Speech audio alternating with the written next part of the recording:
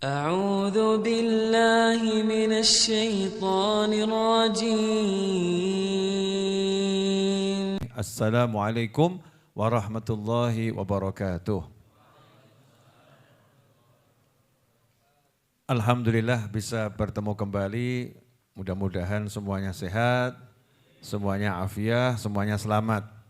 Dan insya Allah bisa jadi hamba Allah yang mendapatkan rahmat, ampunan, pembebasan dari siksa api neraka, jaminan masuk surga, Lailatul Qadar, dan semua kebaikan lainnya. Amin Allahumma amin. Insya Allah saya akan ngomong gak panjang malam ini. Karena saya masih fokus nulis buku ya, mudah-mudahan barokah. Nah yang mau saya omongkan, yang saya sampaikan sore tadi menjelang berbuka. Cuman kita kupas agak lebih lebar ya, agak lebih lebar. Pertama, Nabi Musa alaihi salam. Kita akan berkisah tentang Nabi Musa alaihi salam. Yang sebelumnya udah kita bahas, Nabi Musa ini termasuk hamba yang dicintai oleh Allah Subhanahu wa taala sampai dapat julukan Kalimullah yang langsung diajak bicara oleh Allah Subhanahu wa taala. Sehingga yang lihat Nabi Musa suka atau enggak suka jatuh cinta. Kadang-kadang ada orang itu jatuh cinta tapi dia ingkar. Ya, menunjukkan sikap enggak suka. Sebetulnya hatinya suka. Ada yang jatuh cinta dan menunjukkan kalau dia suka. Nabi Musa alaihissalam termasuk manusia yang barang siapa menatap wajahnya jadi suka. Ya, jadi jatuh cinta karena Allah yang meletakkan rasa cinta itu di hati hamba-hamba Allah Subhanahu wa taala. Kendati Nabi Musa ini dicintai Allah dan dicintai oleh masyarakat, sampai-sampai diambil anak angkat oleh Firaun yang mencari bayi laki-laki untuk dibunuh, mengerahkan semua kekuatan. Ternyata ketika bayi itu diantarkan ke istananya, justru Firaun enggak bisa berbuat apa-apa. Kelihatan jagoan di luar rumah, tapi di dalam rumah enggak bisa menjadi jago lagi. Ya, enggak bisa jadi jago lagi. Jangan diartikan yang lain. Ya, jangan diartikan yang lain. Di luar rumah, Masya Allah, Fir'aun tuh kirim macam-macam. Begitu dikirim ke dalam rumahnya Nabi Musa alaihissalam, Fir'aunnya kalau kata orang keok. Enggak bisa apa-apa. Bahkan diambil anak, dididik dengan pendidikan istana. Pendidikan istana. Semua guru besar istana ditugaskan ngajarin Nabi Musa alaihissalam. Sehingga Nabi Musa itu menjadi seorang pria yang gagah, perkasa, ganteng, pinter, soleh. Lengkap semuanya. Dan bahkan sebagai bangsawan ya orang nomor satu di istana. Anak angkat Fir'aun, siapa yang berani? Siapa yang berani? Tapi begitulah Allah Subhanahu wa taala menguji manusia, mudah-mudahan kita diuji dengan nikmat-nikmat dan selamat, amin. Karena ujian itu ada dua, ada ujian dengan nikmat, ada ujian dengan nikmah, dengan bencana. Ada dengan nikmah, ada dengan nikmah. Dengan nikmat, ada dengan bencana. Biasanya yang diuji dengan bencana ya ada yang selamat, ada yang enggak selamat. Yang diuji dengan nikmat, ada yang selamat, ada yang enggak selamat. Mudah-mudahan kita termasuk yang selamat, amin. Tapi yang namanya diuji sama nikmat itu kok rasa-rasanya lo enak ya? Ya rasa-rasanya lebih enak. Dan pasti mengalami ujian. Ya pasti mengalami ujian. Nabi Sulaiman alaihissalam, raja yang luar biasa, nabi dan raja. Tapi ia mengalami ujian, sempat kehilangan kekuasaannya. Ya sempat kehilangan kekuasaannya. Seperti yang udah kita bahas dalam kisah-kisah yang terdahulu. Kita lihat Nabi Ibrahim alaihissalam, ya sempat dibakar oleh Namrud dan akhirnya selamat. Nabi Musa alaihissalam dieluk-elukan, tapi akhirnya karena satu peristiwa yang tidak sengaja, sengaja menolong orang, justru yang ditolong itu yang mencelakakannya. yang teriak-teriak ini yang telah membunuh seseorang, padahal Nabi Musa enggak pernah membunuh siapapun. Kebetulan ketika tangan Nabi Musa sampai ke pipi Bani Israel, malaikat Israel pas menjalankan tugasnya. Artinya pas dicabut nyawanya, pas tangannya nempel. Ya artinya pukulan Nabi Musa itu bukan pukulan yang mematikan. Cuman untuk melereh, biasa saja. Kebetulan malaikat Israel alaihissalam lagi bertugas kepada orang tersebut. Sehingga Nabi Musa saat itu menjadi buronan.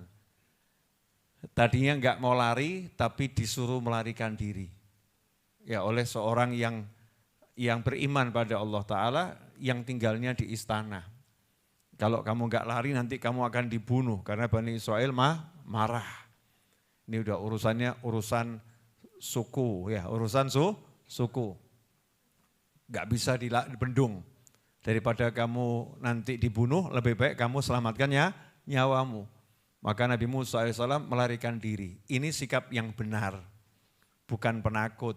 Ya bukan penakut. Jangan, aku pemberani, akhirnya konyol.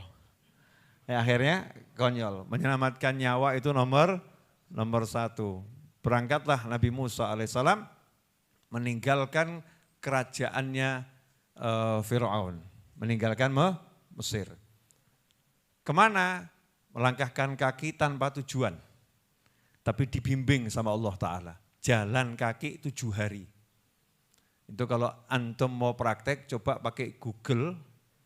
Ya, jalan kaki 7 hari itu kira-kira nyampe mana dari Solo? Kalau saya enggak salah nyampe Jakarta itu. Ya, Solo Jakarta itu kurang lebih kalau jalan kaki coba sih. Saya penasaran juga ya. Nah, penasaran. Karena dulu ada sepupu saya yang jalan kaki dari Solo sampai Jakarta 7 hari. Ya, coba jalan kaki dari Solo sampai Jakarta. Kemana enaknya ya? Pondok Indah Mall. Oke. Kemudian direction, jalan kaki. Ya, itu 5 hari tanpa istirahat. Berarti kalau pakai istirahat yang kurang lebih 7 hari. Biar kita bisa membayangkan perjalanannya itu enggak mudah ya, jalan kaki 7 hari. Enggak bawa bekal. Kalau sekarang enggak bawa bekal jalan kaki, kita tuh lewat dari satu kota ke kota yang lain. Mampir warung, kelihatan wajah sumpek aja dikasih makan itu. Ini bayangkan Nabi Musa alaihissalam lewatnya padang Sahara, enggak ada rest area. Enggak ada rest area, enggak ada warung, enggak ada tempat numpang makan. Cari tanaman yang bisa dimakan juga susah. Kalau toh ada pohon kurma enggak ada buahnya. Ya enggak ada buahnya. Dan tentunya kan harus minta sama pemiliknya. Jadi enggak makan, dikatakan 7 hari 7 malam itu dalam tafsir tidak makan. Jadi hanya minum. Nah, dalam keadaan yang lemah fisiknya, dikatakan perut nempel ke tulang punggung. Berarti kurusnya luar biasa. Jadi kalau dipegang gini tidak ada isinya itu. Kalau saya kan alhamdulillah ya. Coba ini dicek satu-satu kan ya mental semua itu. Mau dijadikan nempel sama tulang punggung pada tidak bisa. Cek mental gitu ya. Kenapa? Isinya terlampau banyak ini, kita-kita ini. Alhamdulillah dalam nikmah ya. Nabi Musa pegang nempel sampai tulang punggungnya itu, saking kurusnya. Dalam kondisi yang seperti itu, 1, enggak ada makanan, 2, enggak ada teman. Ya jalan sendiri. Kemudian di negeri orang, udah keluar meninggalkan Mesir, enggak punya kenalan. Jalan sendiri tanpa teman, di negeri orang enggak punya kenalan, lemah. Ya, dan enggak punya tujuan. Kalau kita ke Jakarta mungkin punya tujuan, kita ke Bandung, ke Surabaya, ya mungkin kita ke Jogja, mungkin punya tujuan ke rumah teman atau kemana ya. Ini enggak punya tujuan, enggak ngerti mau ke rumah siapa. Beliau jalan, melihat ada 2 wanita yang pengen ambil air tapi dihalang-halangi oleh pria-pria yang badannya besar. Semua udah tahu cerita itu. Singkat cerita, Nabi Musa pun menolong dengan ikhlas. Bukan seperti kita-kita zaman sekarang, menolong karena modus. Ada akhwat, gayanya gitu ada akhwat. Ada mbak-mbak, mumpung mbak-mbaknya itu lagi susah, butuh pertolongan. Biasanya wanita kalau butuh pertolongan mudah diambil hatinya. Wah Masya Allah, mulai otak prianya berjalan. Pria dalam tanda petik ya, oknum pria dalam tanda petik berusaha menawarkan bantuan. Dik, kok kelihatan suntuk, apa yang bisa saya bantu? Ya, naudzubillah min dzalik, itu kalau kita. Nabi Musa alaihissalam gak banyak ngomong, gak menawarkan apa yang bisa saya bantu, enggak, tahu masalahnya apa. Oh sumurnya ditutup batu, batunya diangkat. Sehingga wanita-wanita itu paham kalau dia ditolong. Setelah itu ya nggak ngomong apa namanya, udah saya tolong ya, jangan lupa loh ya, nama saya Fulan, no. Nggak ada. Terus pergi wanita itu begitu saja.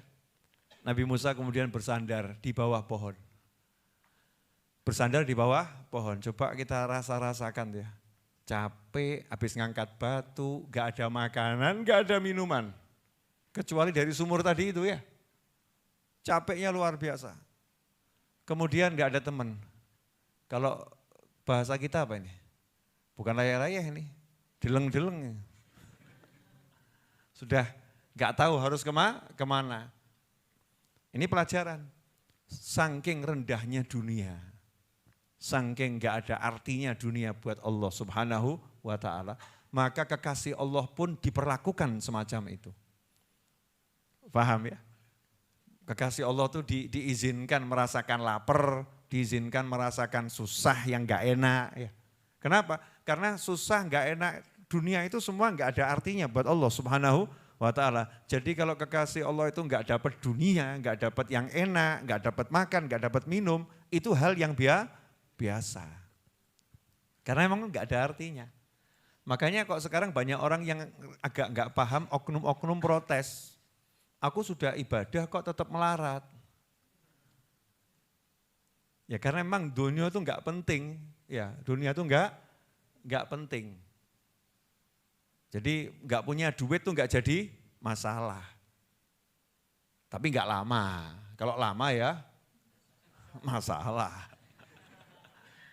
Karena orang-orang beriman tuh kondisi begitu tidak akan lama. Hanya mengalami. Berapa lama Nabi Musa alaihissalam mengalami? 7 hari. Nah kalau kamu sampai 2 tahun kok begitu, berarti masalah itu. Ada yang salah. Karena wahyunya Allah Ta'ala enggak mungkin salah. Wa may yattaqillaha yaj'al lahu makhrajan wa yarzuqhu min haitsu la yahtasib. Itu pasti. Itu bukan janji ya, bukan janji, tapi pemberitahuan. Pengukuhan. Allah menetapkan, bukan Allah menjanjikan, Allah menetapkan kalau kamu takwa hasilnya begitu loh. Kamu akan selalu dapat solusi, kamu akan dapat rezeki kalau kamu bertakwa. Sehingga ketika itu Nabi Musa alaihissalam tidak berupaya untuk mengutamakan upaya minta. Ya. Tidak mengutamakan upaya minta. Berbeda dengan apa yang nanti diajarkan oleh Nabi Khidir alaihissalam. Ketika bertemu Nabi Khidir alaihissalam, keduanya kelaparan masuk desa, yang diupayakan nomor 1 upaya minta. Tok, minta makan. Betul? Tapi Nabi Musa ketika ketemu 2 perempuan itu minta enggak? Aku lapar, minta makan. Enggak. 2 cara ini benar. Ya 2 cara ini benar. Nabi Musa saat itu menggunakan cara minta langsung pada Allah Subhanahu wa Ta'ala. Ya minta pada Allah Subhanahu wa Ta'ala. Karena kita pada sesi ini ya saya akan bahas dari sisi ini. Nanti kalau pada sesinya yang Nabi Khidir alaihissalam bahasanya beda lagi. Kita bahas ini dulu. Minta. Maka di sini orang-orang yang memang punya jiwa besar ketika dia mengukur nyawanya itu masih bisa selamat dengan dia menahan lapar, maka dia enggak akan minta kepada manusia. Tapi kalau Nabi Khidir alaihissalam mengajarkan standarnya manusia, jangan diukur dengan kemampuan Nabi Khidir dan Nabi Musa. Kalau enggak makan bisa mati, maka ya kamu kalau enggak punya ya minta sekedar untuk nyambung nyawa. Itu standar normalnya manusia. Tapi Nabi Musa saat itu bukan standar normalnya manusia. Musa yang memang kuat, kuat, perkasa. Buktinya lapar 7 hari enggak makan saja, batu besar diangkat sendiri. Padahal itu ditarik sama onta satu enggak gerak. Diangkat sendiri, itu kan berarti kan gagahnya luar biasa. Tapi yang seperti itu, ya namanya udah kalau perut itu diserang 7 hari ya, habis energi wajar. Rohnya dipakai, fisiknya dipakai, tapi akhirnya ya butuh asupan, namanya fisik ya butuh asupan. Apa yang dilakukan Nabi Musa alaihissalam dalam kondisi seperti itu, beliau berkata di dalam Al-Quran, Allah mengabadikan, Rabbi inni lima anzalta ilayya min khairim fakir. Rabbi inni, duhai Allah yang maha ngurus aku. Inni, sungguh. Ya, sungguh. Sesungguhnya aku lima anzalta ilayya min khairin fakir. Sangat membutuhkan kamu beri kebaikan. Aku sangat membutuhkan kebaikanmu ya Rob saat ini. Kalau bahasa bebasnya begitu. Saat ini aku betul-betul butuh kebaikanmu. Ahli tafsir banyak pendapat tentang arti khair di sini. Allah dalam Al-Quran menyebut al-khair itu bisa artinya harta. Ya, bisa juga artinya al-quwah, kekuatan. Bisa artinya amal soleh. Dalam ayat ini al-khair itu artinya adalah to'am. Menurut sebagian ahli tafsir, makan. Ada lagi yang mengatakan al-khair ya makan, ya kebutuhannya. Ya kebutuhannya.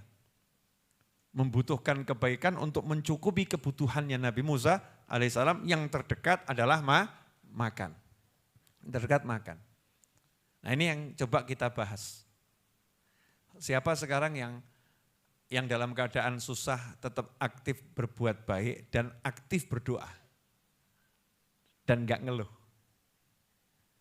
Ini kasus yang saya temui di masyarakat, dalam keadaan susah kebaikannya berkurang, keluhannya bertambah. Ini yang saya sampaikan kira-kira terjadi atau enggak terjadi ini? Ketika dalam keadaan susah, kebaikannya berkurang, keluhannya bertambah. Seharusnya bagaimana? Kebaikannya bertambah dan tidak mengeluh, tapi melakukan satu hal, yaitu minta alias berdoa pada Allah Subhanahu wa ta'ala. Kebaikannya nambah, terus istiqomah berbuat baik. Setelah itu enggak ngeluh, doa. Nah sekarang banyak orang yang gagal mendapatkan hasil, oh saya udah doa loh, ya tapi kebaikanmu enggak nambah. Oh, saya udah doa, tapi kalau kesahmu jalan terus. Maka kalau mau mencontoh, ya totalitas dicontoh seperti yang dilakukan Nabi Musa alaihissalam. Enggak ngeluh. Setelah itu, punya harga diri. Ya punya harga diri, izzah, iffah, aziz. Enggak kemudian merendahkan diri.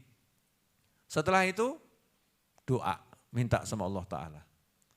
Doanya itu dengan kalimat yang sungguh-sungguh. Ini betul ya Allah, butuh banget ini.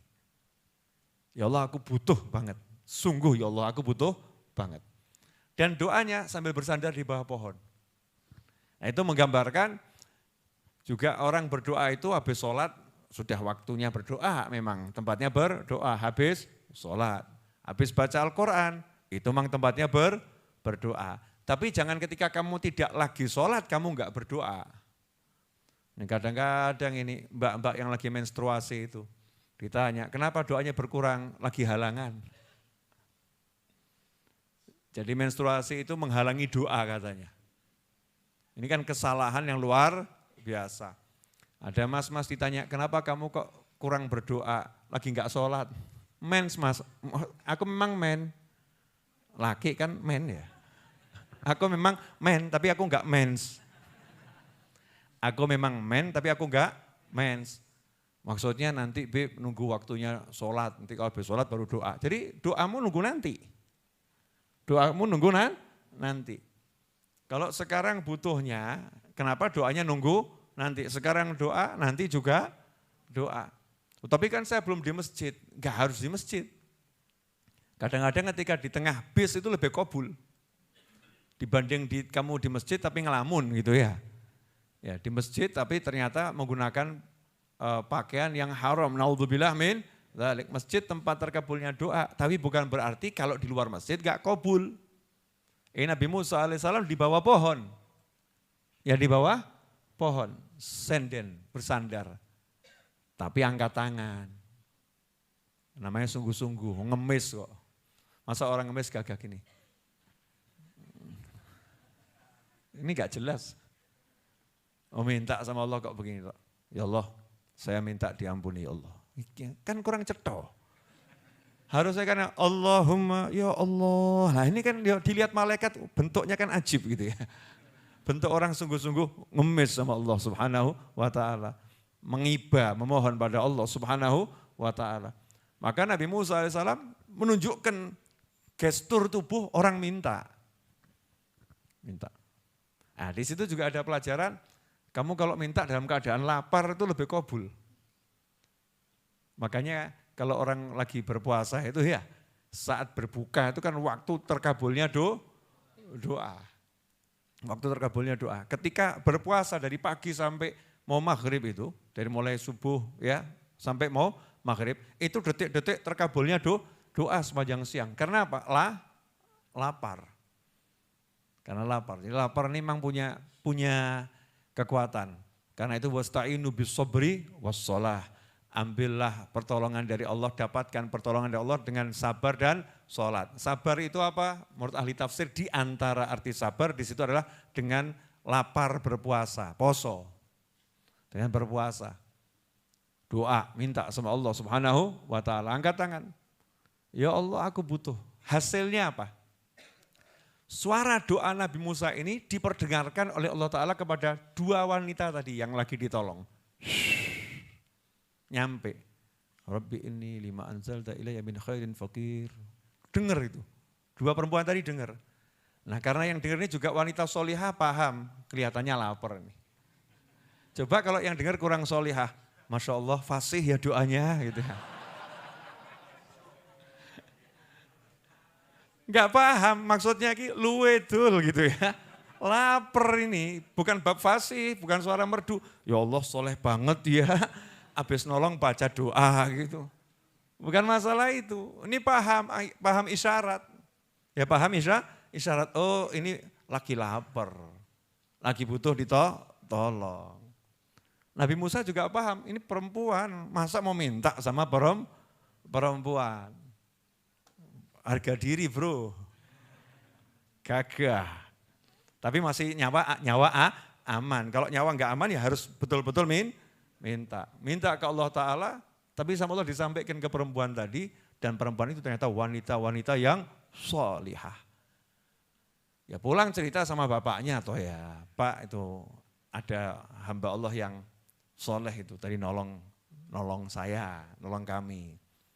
Bapaknya ya paham, balas budi. Bapaknya paham balas budi. Ya udah nak, undang ke rumah, undang makan.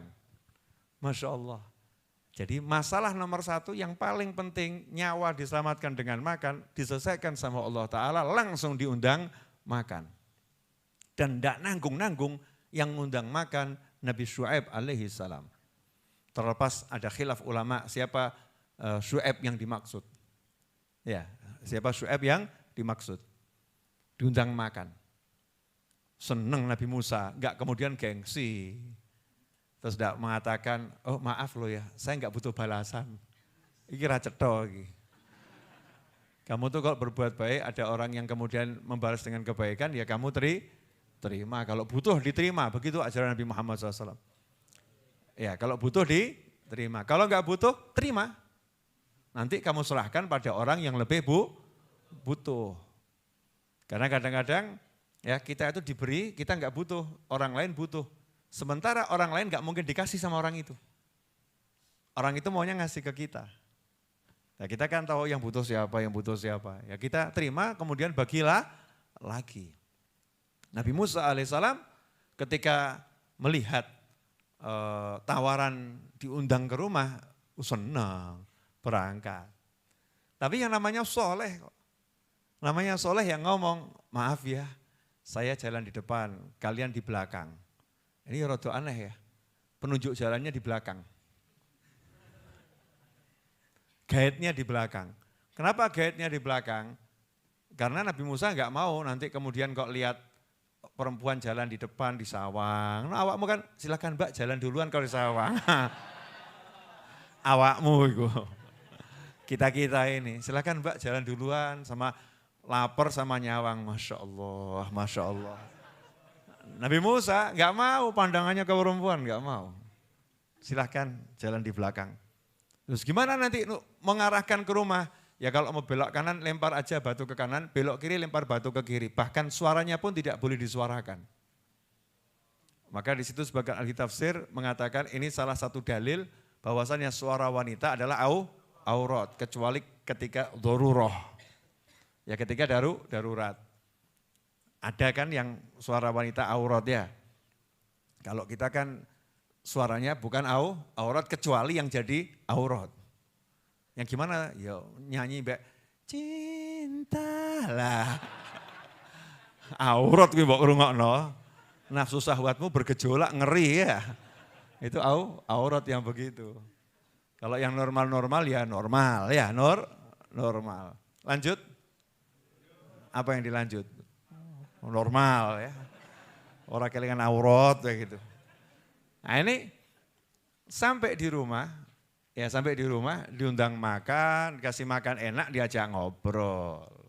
Ditanya dari mana dan lain sebagainya. Langsung dipek mantu. Masya Allah.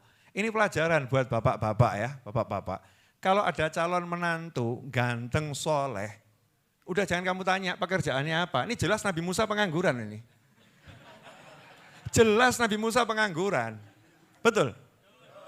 Tapi kan mau kerja, sifat baiknya ada, amanah, pek mantu. Udah mau enggak kamu? Saya pek mantu. Maharnya kamu kerja sama saya. Oh siap. Siap. Insya Allah ini buat bapak-bapak yang punya anak perempuan ya. Laki-laki soleh itu mahal. Larang lah, melasi larang. Karena apa? Perempuan itu jauh lebih banyak dari laki-laki. Makanya laki-laki itu mahal. Apalagi yang soleh. Makanya kalau kamu lihat ada pria yang soleh, jangan nunggu dilamar. Lamaran buat anakmu. Loh serius itu. Seperti Sayyidina Umar bin Khattab radhiyallahu ta'ala anhu melamar para sahabat untuk menikah dengan Sayyidatuna Hafsah. Sampai akhirnya semua nolak, jangan, kelihatannya mau dilamar sama Nabi Muhammad SAW. Ditawar loh. Ada orang bilang pamali. Masa anak perempuan ditawar-tawarkan. Loh itu bukan ditawarkan, dicarikan jodoh yang soleh. Kalau udah ketemu, nah nanti dikasih tahu laki-laki tadi, tolong ke rumah ya lamar anak saya. Paham ya? Tapi itu cuma prosedur saja. Udah aku terima kok lamaranmu. Asik enggak kalau ada calon mertua begitu? Pengen punya yang seperti itu? Qabul insyaallah. Iya yang begini-begini kan layak didoakan ya. Kita kalau suka mendoakan orang lain nanti kita akan dapat yang sama. Amin. Paham? Kok mesam-mesem kamu? Lanjut. Di mana tadi? Mesem. Nabi Musa dilamar.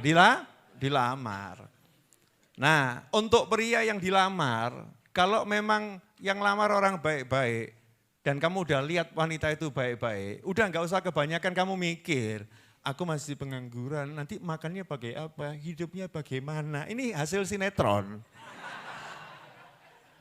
Orang kok nggak pede, yang pede gitu, siap. Karena kamu siap bekerja.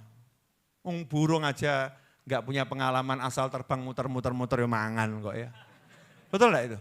Emprit itu loh emprit. Burung seriti, burung apa itu?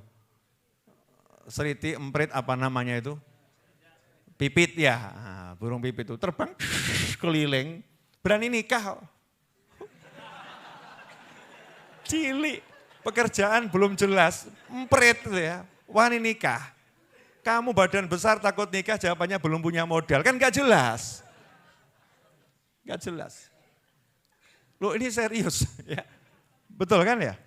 Mau belajar dari mana kalau diajari sama Al-Quran masih belum paham-paham.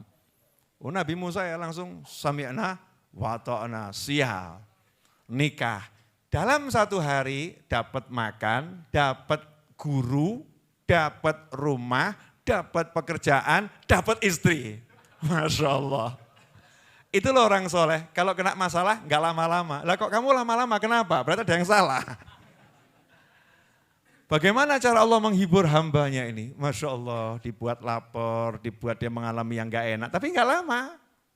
Betul gak? Gak lama. Langsung dikembalikannya itu apa? Min haitsu la yahtasib. Siapa yang menyangka gara-gara cuman menolong ngambilkan air, tiba-tiba dapat guru, tiba-tiba dapat rumah, dapat makan, dapat istri, dapat pekerjaan. Siapa yang menyangka? Itu yang namanya min haitsu la yahtasib. Lah kok gitu kamu jadi muslim kok urip jek ragu ae. Mumut ae. Berarti ada satu yang salah dalam akidah dan iman kita pada Allah Subhanahu wa taala. Yang penting pokoknya terus bergerak dan berbuat baik. Ya, terus bergerak dan berbuat baik. Tak kenal putus asa. Tapi Ustadz, tapi Yai, tapi Bib, saya itu selalu gagal. Enggak apa-apa. Ya. Kan pertandingan belum usai. Pertandingan belum usai. Kan selalu gagal mencoba. Nanti kan akan berhasil. Orang goreng telur aja itu mau jadi telurnya indah butuh latihan loh. Tak, biar enggak mebu. Sudah jelas tinggal tak, biar harusnya kan ke wajan. Tak, biar sampingnya wajan. Tak, biar ya bentuknya enggak jelas. Tak, biar minyaknya muncrat. Mengalami kecelakaan wajahnya kena minyak. Itu yang sederhana, tapi akhirnya bisa. Bayi belajar berangkang, Masya Allah, bisa langsung bangun. Mengenang masa kecil dulu kan ya. Mau ngangkat badannya sendiri kan beratnya luar biasa. Tapi lama-lama lari. Sekarang main sepak bola, gerang sak mene ya. Pencolotan, wah bisa nendang, bisa koprol dan lain sebagainya. Ya awal gagal itu bukan gagal, itu namanya latihan. Ya namanya latihan. Nah kalau kita jalani itu, Allah akan selesaikan. Caranya diselesaikan selalu dalam kebaikan. Selalu dalam kebaikan. Selama kita selalu dalam kebaikan, maka Allah akan selesaikan lewat kebaikan itu. Gak nyono toh ya, gak nyangka-nyangka. Ya gak nyangka. Nah ternyata di situ ada the power of doa, kekuatan doa. Maka doa di surat Qasas nih ya, doa di surat Al-Qasas ayat 24. Ada yang nanya tadi itu di mana Bib ya? Surat Al-Qasas ayat 24. Fasaqalahuma thumma tawalla ila dhilli faqala rabbi inni lima anzalta ilayya min khairin faqir. Maka dia Musa memberi minum ternak kedua perempuan itu, kemudian dia kembali ke tempat yang teduh lalu berdoa. Tempat yang teduh artinya di bawah naungannya pohon ya, bersandar di pohon. Duhai Tuhanku, sungguhnya aku sangat memerlukan suatu kebaikan. Tanda kutip buka makanan, tanda kurung buka makanan, tanda kurung tutup, yang engkau turunkan kepadaku. Jadi kebaikan di situ ditafsirkan makanan ya di antaranya. Nah kalau kita mau mengamalkan doa ini, ambil dari kalimat Rabbi inni lima anzalta ilayya min khairin faqir. Nah ini buat jombloan dan jomblowati, pengangguran dan pengangguran wati. Iya. Buat yang kelaparan kok cari makanan gak dapat-dapat karena gak punya fulus, gak punya duit, tapi siap bekerja, ya semangat bekerjanya tinggi, Ngelamar sana, ngelamar sini kok ditolak, jalankan ini. Lakukan kebaikan dan dawamkan doa ini. Rabbi inni lima anzalta ilayya min khairin faqir. Langsung dilamar. Dilamarnya 1 sebagai mantu, 2 sebagai karyawan, 3 sebagai murid. Makhtub loh ya, beda loh khotib wal makhtub. Orang ngelamar itu berat loh ya. Ngelamar itu berat. Saya itu enggak suka ngelamar, saya sukanya dilamar. Karena melamar itu berat. Tapi kalau dilamar makhtub, wah Masya Allah.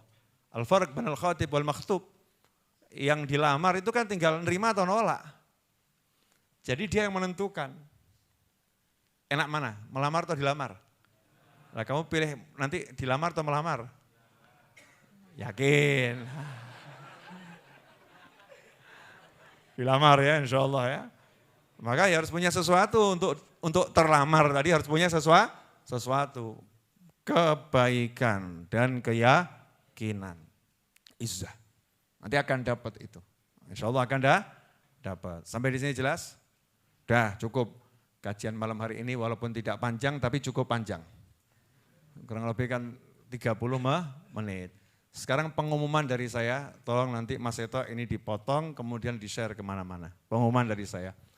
Sahabatku dimanapun antum berada, karena maraknya akun di TikTok yang menggunakan nama saya, padahal itu bukan saya, menggunakan foto saya, padahal itu bukan saya, menggunakan logo saya, padahal itu bukan saya, maka saya membuat akun TikTok dan saya akan ajak semuanya follow akun TikTok saya ini.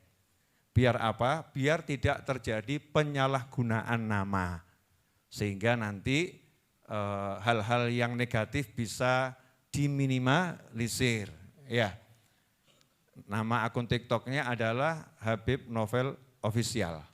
Ya, Habib Novel Official.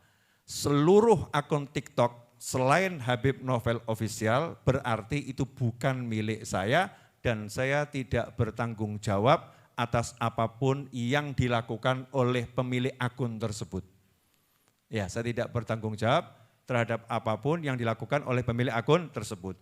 Untuk kawan-kawan yang sudah membantu saya menyebarkan video-video dakwah di TikTok, jazakumullah khairan, tapi dengan segala hormat, tolong namanya dirubah, ditambahin misalnya, non-official, ya, atau fotonya ganti fotomu, ya, atau fotomu, atau kalau pakai foto saya ditulisi ini bukan akun resmi Habib Novel, karena yang menyedihkan itu ketika ditanya kemudian menjawab, dikira itu saya yang menjawab.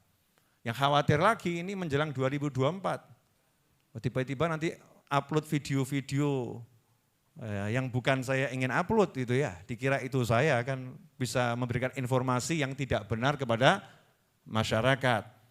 Di selain itu kadang jualan sesuatu yang saya nggak pengen jualan. Ya jualan sesuatu yang saya nggak pengen jualan, misal gitu ya. Misal kalau seandainya ada, insya Allah nggak ada ya. Akun atas nama Habib Novel padahal bukan saya. Terus jualan sempak, kan ya rada lucu ya. Wah, so Habib Novel jualan sempak. Misal begitu loh ya. Maka daripada nanti menimbulkan polemik dan lain sebagainya, saya nggak ngurusin. Orang mau pakai akun tersebut bebas, miliknya sendiri sakarepmu ya. Cuman saya mau buat akun saya sendiri dikenal masyarakat, biar apa? Biar masyarakat tahu, oh ini yang Habib Novel, yang itu bukan. Sehingga tidak terjadi hal-hal yang tidak diinginkan. Jelas? Nah mudah-mudahan berkah. Nah teruntuk yang sudah bantu share siapapun, saya ucapkan jazakumullah khairan. Beb itu akun-akun itu dapat duit, saya nggak ngurusin duit. Mau dapat duit, dapat hadiah apa, nggak jadi masalah. Saya ikut senang kalau ada orang dapat rezeki. Saya ikut senang. Tapi jangan sampai nanti akhirnya upload video atau gambar atau jualan tadi itu ya.